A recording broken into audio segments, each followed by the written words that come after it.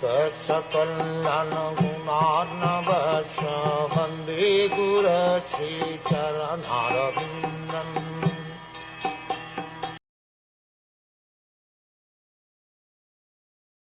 He began to travel alone, thinking only of Krishna, through various holy places like Ayodhya, Dwaraka and Mathura.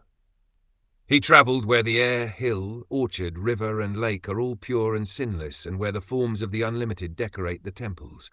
Thus he performed the pilgrim's progress.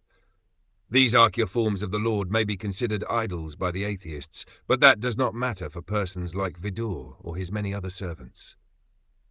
The forms of the Lord are mentioned here as Anant Linga. Such forms of the Lord have unlimited potency, the same as that of the Lord himself. There is no difference between the potencies of the archer and those of the personal forms of the Lord. The example of the post box and post office may be applied here. The little post boxes distributed all over the city have the same potency as the postal system in general. The duty of the post office is to carry letters from one place to another. If one puts letters in post boxes authorized by the General Post Office, the function of carrying letters is performed without a doubt. Similarly, the Archamurti can also deliver the same unlimited potency of the Lord as when he is personally present.